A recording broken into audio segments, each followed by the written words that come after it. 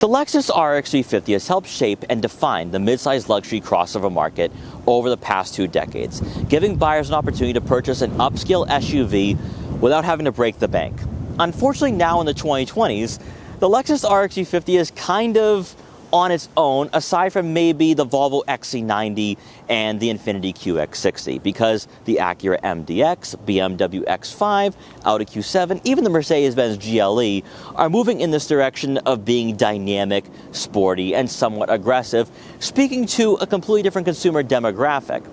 But if you're someone who doesn't want a vehicle that puts you on the edge of your seat, you don't need a vehicle that has the most amount of performance or a large engine under the hood, all you're looking for is an SUV that's comfortable for you and your family, then the RX 350 is exactly what the doctor ordered. And in today's video, we're going to check out what the RX 350 has to offer for 2025. We're going to take a look at the exterior, the interior, take it out for a quick test drive, and see why, if you're in the market for a vehicle at around $60,000, then maybe taking a look at the RX 350 might be a great decision. Now, before we get in this video, I want to give a huge shout and thank you to Ira Lexus in Danvers, Massachusetts for letting come down here to check out the Lexus RX 350. Their link will be in the description below, so you can check out their extensive Lexus inventory. So as always, let's begin with pricing. For 2025, with the Lexus RX 350 Premium Plus we have today, it comes in at a starting cost of just over $57,500. Now keep in mind, our model does have some optional packages and equipment, pushing the price tag to over 60 grand. But at $60,000, that's where a BMW X5 begins to become a competitor, because the RX 350 does undercut a lot of the two-row vehicles in this segment, from BMW, from Mercedes-Benz, from Audi, and that gives Lexus a competitive advantage. But more importantly for you, the buyer, you get creature comforts and amenities that you might not find in a BMW X5 at this price point. Now, when we take a look at the exterior for this model, nothing's new for the 2025 model year, most because this generation came out just a couple of years ago.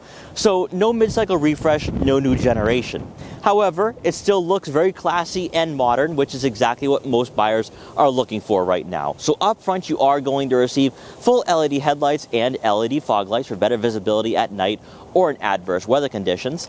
But more importantly is that front grille, which now integrates into the front fascia so much more seamlessly than it did before. We're seeing a lot of this now from Toyota products, which I think actually gives this vehicle not only a hybrid look, but a more futuristic design as well. So in prior generations for Lexus products, that front grille will be outlined with some chrome accents. It'll be far more pronounced, where now it just blends right into the front fascia, and I think makes it look pretty cool and unique. Now, also what you're going to notice too with the Lexus RX 350 is that for this generation, the body lines are not as aggressive as they were. Everything now is a bit more smooth, more cutting edge, and it does reflect what this vehicle is all about. It's not going to be striking or aggressive, but that's a good thing if you're someone looking for the creature comforts and that higher quality experience when you are behind the wheel or you step inside for the first time. Then as you make your way over the side profile, this really is a dead giveaway that the Lexus RX 350 is going to be primarily luxury over everything else, and that is the full paint finish for the wheel wells. Yes, you are going to notice the cladding for the lower portion of this vehicle throughout, but the full paint finish lets you know that this vehicle is designed primarily for that leisure and that comfort, and also those road trips, more importantly. Now, our model is sitting on 21-inch alloy wheels. Now, I know a lot of you are going to say, wait a minute, 21-inch wheels, that is going to play around with the ride quality, isn't it? Now, we're going to talk about this when we take this vehicle out for a quick test drive. But I don't think for a vehicle like the Lexus RX, that's going to be too much of an issue. Yes, you can go with smaller tire sizes with the lower trims in the lineup, but if you have some lavish tastes, you are willing to spend over 60 grand for a model like this, the 21 should be more than sufficient as a daily driver and when you are on those road trips or on the highway or weekday commutes.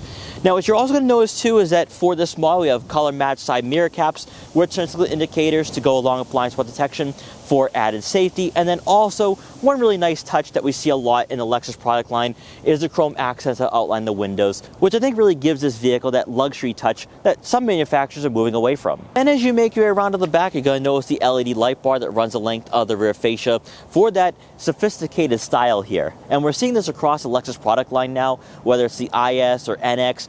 And these light bars have kind of changed the whole complexion for these models, where now they have a nice futuristic design, but more importantly, everything's a bit more seamless and streamlined, which really helps out with these models. They moved away from the striking body lines and the more sportier design to their models, and have given you more of this upscale design that I think a lot of people are definitely liking right now. For the lower portion of the rear bumper, you're going to notice the cladding here, obviously with this being a crossover, but there's also brushed aluminum accents as well. Now, typical for the Lexus product line right now, you do not have visible exhaust outlets from most angles. Those will be tucked beneath the bumper for that cleaner appearance. Taking a quick peek under the hood for the 2025 Lexus RX 350, you are going to receive a 2.4-liter turbocharged 4-cylinder engine, producing 275 horsepower and 317 pound-feet of torque. It is paired with an 8-speed automatic transmission. Now, don't let these numbers fool you, because 317 pound-feet of torque would make this vehicle sound like it's going to be a sports crossover. It really isn't.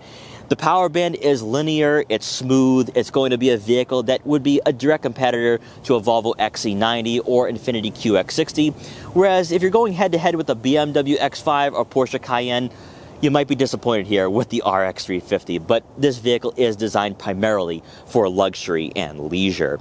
Now, in regards to fuel efficiency, you're looking at right around 21 miles per gallon in the city and 28 miles per gallon on the highway with all-wheel drive for a combined average of 24 miles per gallon. Now, if fuel efficiency is going to be a top priority for you, go with an RX 350H, because that will stretch your dollar just a bit more, and I think would actually be a great choice if you are someone looking for a luxurious and efficient daily driver at this price point. Hopping inside the Lexus RX 350 we have today, we have power adjustable, heated and ventilated leather trimmed seats for both the driver and passenger, with the driver's side having 3-position memory for added convenience. These seats are really plush, they are comfortable. Now, the bolstering isn't too aggressive, which doesn't surprise me at all, because this isn't a sports-tuned crossover. The rest of the driving environment, though, to me, is the main selling point here. If you're someone who has lavish tastes, you are definitely going to find all of that and then some for the interior of the RX 350 Premium Plus. And it goes beyond the technology. In fact, I don't think the technology is necessarily noteworthy for this vehicle. It's all about the creature comforts. You have soft touch materials on the dashboard, the door panels, the armrests, and the center console. And in fact, you have more of a four-toned interior. You have wood grain trim on the center console, on the dashboard, and the steering wheel. You also have some leather stitched upholstery here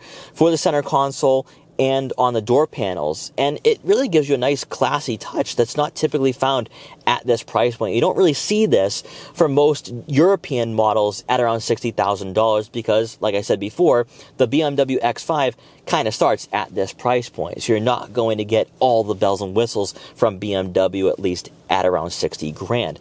But what we have here with the Lexus RX 350 is something that is rather impressive, and also I think is going to go a long way if you are someone looking for a luxury-only crossover. Now, for this steering wheel, it is heated, and better yet, you do have some nice firm grips for the 9 and 3 positions. Now, not aggressive 10 and 2, but that's to be expected for a vehicle that isn't a sports crossover. In front of you will be a digital gauge cluster. It's not super in-depth here. You're going to have some touch-sensitive icons on the steering wheel to access different features, such as your adaptive cruise control, but then also your audio and radio settings as well. We're not going to go too in-depth on this, because we did do this before with the RX 350 a couple of years ago. Now, it's not necessarily intuitive with this screen. It's not going to be competitive, which you're going to find from some rivals out there, but this is typical for Lexus. They don't really go all in on the technology, because they want to give you a driving environment that is going to be top notch, but also they don't want you looking down at screens, and instead have all your attention focused on the road ahead of you. Now, taking a look at the infotainment system, you are going to receive a 14-inch touchscreen here with wireless Apple CarPlay and Android Auto compatibility to go along with onboard navigation if you subscribe, but you could just use Google Maps or Waze. The screen is laid out like all the other infotainment systems in the Toyota and Lexus product line, where you are going to have quick access icons on the left side of the screen to get you different menus efficiently, such as the navigation, your radio, your Bluetooth, your vehicle settings, because from here you can access your drive mode selector for normal, sport, and eco. I personally don't think there is much of a difference across all three different drive modes because this vehicle is tuned primarily for leisure and luxury. So sport isn't going to change up the driving dynamics drastically here. You're also going to have more general settings here for your personal info, Bluetooth, general, notifications, Wi-Fi, etc. We've gone over this infotainment system numerous times on the channel. If you want to check that out, I will leave the link in the description below for the RX 350 review I did a couple of years ago. Now, beneath the main head unit, you are going to have touch-sensitive icons for your heated and ventilated front seats and your heated steering wheel. Also, you will have some dials here for your dual zone climate control. You're also going to have touch-sensitive icons for the AC and your fan speed, fan direction. And beneath that will be physical buttons for your front and rear defrosters and also your volume knob. Now, also from this screen, you are going to have more of a traditional layout for your icons where you can access your safety systems very quickly and intuitively. It's also from here where you can turn on your max cool or max heat. When you put the Lexus RX 350 in reverse, we do have a top view camera here because we have one optional package for $1,600, which is the convenience package, giving us the panoramic view monitor, advanced park, and then also traffic jam assist. I do think this is most certainly worth having if you do live in the city or you park your Lexus in the city all the time, because from here you can have better visibility when you are parking on those city streets or in a tight garage. So you'll have that rear backup camera with trajectory and then also that top view. That will go a long way. For the rest of the interior, you will find two USB-C inputs and a storage compartment with another USB-C and USB-A outlet. Also, of course, a wireless phone charging pad and a cubby for some smaller items. For the center console itself, you had that wood grain trim. Love to see that. Also, so much better than some gloss black trim we see in some rivals. Now, you're going to have your gear selector here, and then next to that will be your auto vehicle hold, electronic parking brake, hill descent control, auto start stop, your traction control on and off button. You're going to find two cup holders here. Then for the standard storage compartment, there is plenty of room for smaller items, such as a couple water bottles. I think you could actually put them in there. Maybe a couple wallets, phones, and other tech gadgets. Then to round out the front seating area, above will be a panoramic moonroof, which brings in a lot of natural light to the interior. And we also have a digital rear view mirror as well, giving us better visibility. Then for passengers in the back, they're going to be greeted by a lot of interior space here. I think Lexus does undersell their interior dimensions. I truly believe that because I saw that with the Lexus NX and I'm experiencing it now with the RX, because you're going to receive right around 37.5 inches of legroom, which is on par with a BMW X5, Mercedes-Benz GLE, Audi Q7, but it doesn't sound like it's going to be all that conducive for tall passengers, when in reality, it most certainly is. Now, this is better than what you're going to find in the NX. Actually, we're going to talk about how the RX does compare to the NX in regards to cargo space as well, and why the RX might be a better choice at the end of the day. But for the second row passengers, they're going to be very comfortable here. I mean, there's a decent amount of headroom, although I do think taller passengers might be hitting their head on the headliner. But legroom, though, there's plenty of it, so I don't think taller passengers or average adults will be feeling cramped or claustrophobic. Better yet, you have plenty of shoulder room here, and the center hump isn't too aggressive, so I think you can squeeze in a third person in the center and you won't be fighting for that elbow room. So that's what makes this vehicle a bit more versatile than the smaller NX. Also, the leather upholstery does feel really nice and plush, and you feel that for the back of these seats and also the bottom portion of these seats as well. So I think people of all shapes and sizes will be very comfortable in this vehicle. Also back here, you are going to have two center mounted air vents to go along with two USB-C inputs, and we also have climate control back here with the Premium Plus. And then to wrap up the second row seating area, you are going to receive a center armrest with two cup holders, but also another storage compartment for maybe a smartphone or wallet. Making our way around to the back one more time to take a look at the rear cargo area. With the Premium Plus, you are going to receive a power liftgate. And inside, behind the second row seats, you're looking at right on 29.5 cubic feet of room, which isn't going to be class leading, but really isn't too far off most of its main competitors. Now, the big difference here, though, compared to, say, an Infiniti QX60 or Acura MDX, is the fact that this is solely a two-row crossover. So if you're looking at a vehicle that offers a third row, you might want to go with the Lexus TX, which we have reviewed on this channel a couple of years ago. Now, what you have here with the RX is a vehicle that's a bit more practical than the NX. So you could theoretically cross out the two because of pricing. And I would say that if you have a larger family or you need more practicality, going with the RX would be the better decision. Now, on the left side of the rear cargo area, you will have some buttons to conveniently lower the second row seats automatically, which is great to see. Some manufacturers don't give you that ability. And when those second row seats are folded, you're looking at right on 46 cubic feet of room.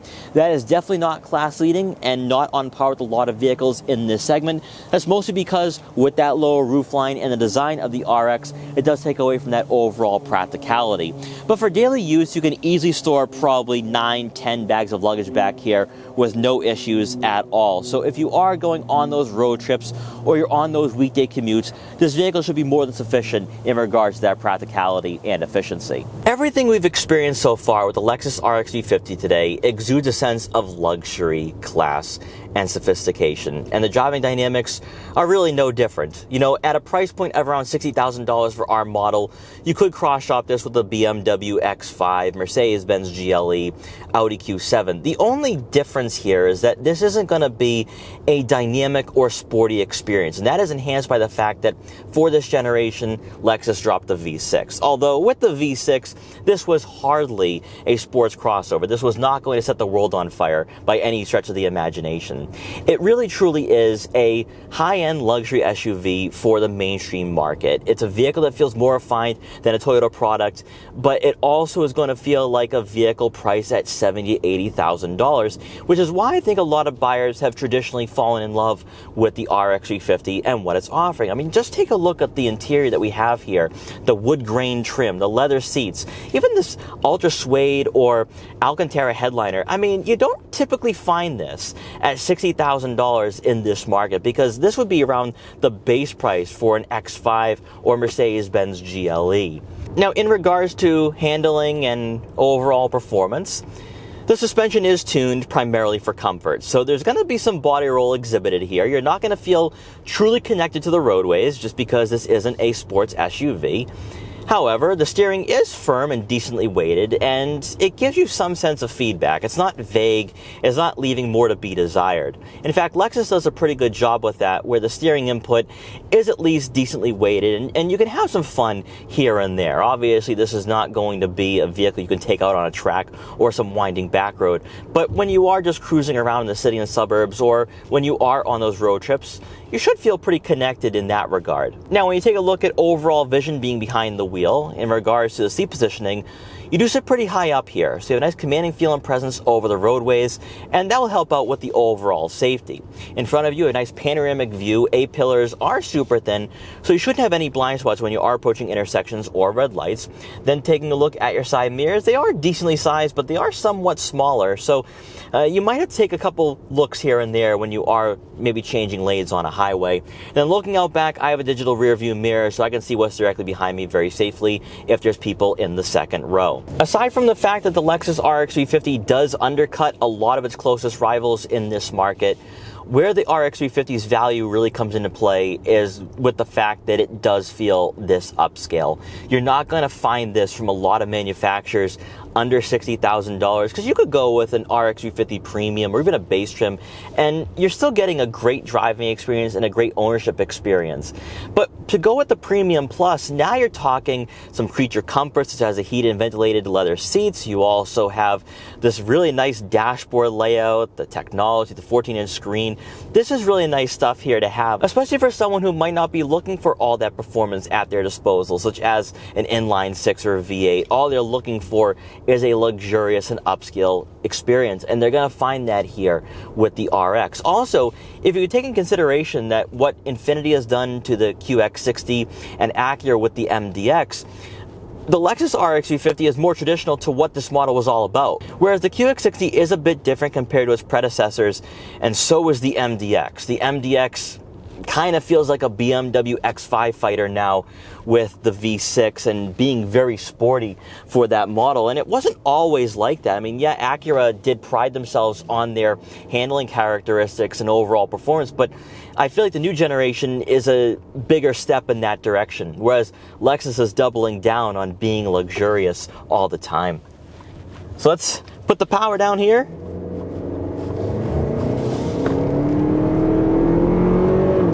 No, not too bad. Not too bad at all. And this isn't going to really shake the world in regards to straight line speed, but when you do need to pass slower drivers, get on the highway, or merge onto a road like this, you can do so very safely. So all in all, after this quick test drive with the Lexus RX 350, you know, this is still a great choice in this market. Yeah, I miss the V6. I remember experiencing that model probably, maybe 3.5, 4 years ago now. But the Turbo 4 kind of fits into what Lexus is all about right now. I mean, yes, Lexus does offer performance vehicles with the IS, and you can have some fun with their crossovers, but everything is all about luxury, refinement, and quality. And the Turbo 4 really fits into that persona and those characteristics. So I do think that if you're someone who maybe is a traditional SUV buyer in this market, you're not happy with the fact that a lot of competitors, a lot of vehicles that were like the Lexus RX 350 a few years ago have moved on, that's where I think you're really going to like this vehicle. And it's still a popular choice in the two-row midsize crossover market. So there's a lot to work with for this model, and better yet, the whole list of creature comforts and amenities at $60,000 is what makes it a great value. So guys, I hope you enjoyed this quick review for the 2025 Lexus RX 350 Premium Plus. If you did, please like, comment, share, and subscribe for more, and I will see you guys next time.